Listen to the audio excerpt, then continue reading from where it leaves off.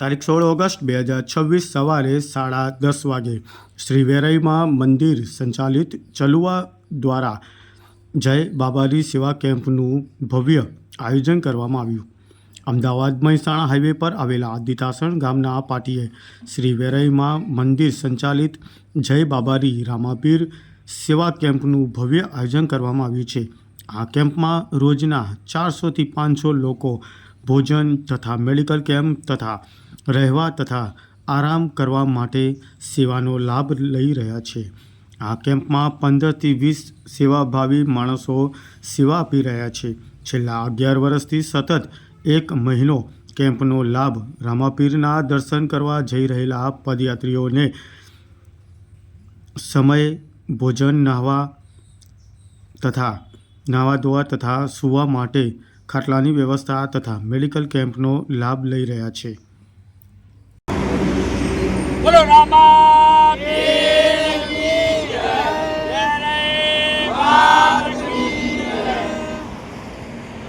આપનું નામ જણાવજો અને આજે કેમ્પનું આયોજન કરવામાં આવ્યું છે. શું કહેવા માંગશો બાબતે? ઠાકોર ભલાજી ખોરાજી મુકામ ચલુવા.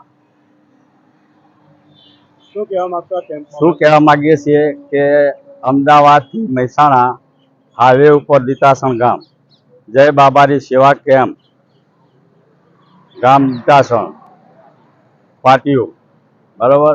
અમે વેરાઈ મિત્ર મંડળના ચલુવા સંચાલિત સેવા કેમ્પનું 11 વર્ષથી. આપનું નામ જણાવજો અને આ સેવા કેમ્પનું આયોજન કરવામાં આવ્યું છે. શું કહેવા માંગશો? મારું નામ ઠાકોર આનંદજી અમૃતજી, ગામ ચલુવા. આ સેવા કેમ્પ શ્રી ચલુવા વેરાઈ મંદિર સંચાલિત સેવા કેમ્પની અંદર નાહવા ધોવા ખાવા પીવાની સુવાની મેડિકલની તમામ સુવિધા ઉપલબ્ધ છે. અમદાવાદ મહેસાણા હાઈવે દીતાસણ પાટિયા સેવા કેમ્પનું આયોજન કરેલ છે. 11મું વર્ષ ચાલે કેમ્પનું. સૌના સાથ સૌના સહકારથી આ કેમ્પનું આયોજન ચાલે છે.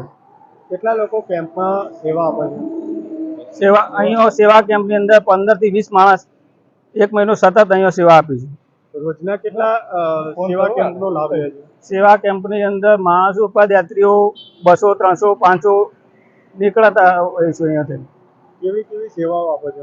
સેવામાં ખાવા પીવા નાહવા ધોવા સુવા ખાટલાની વ્યવસ્થા કરેલ છે. નાહવા ધોવાની વ્યવસ્થા ગરમ પાણીથી મેડિકલ સ્વચ્છતા કમ્પ્લેટ બધી વાતે યાત્રિકને કોઈ તકલીફ ના પડવી જોઈએ. કેટલા વર્ષથી કરો છો? આ અહીંયા 11મું વર્ષ ચાલે આપણે. આપનું નામ જણાવજો અને આજે જે સેવા કેમ્પનું આયોજન કરવામાં આવ્યું છે. શું કહેવા માંગશો? મારું નામ ઠાકોર ગુણવંતજી ગણેશજી, ચલુવા ચામુંડાનગર. શું આ કેમ્પનું આયોજન કઈ રીતે છે અને ક્યાં આવેલું છે?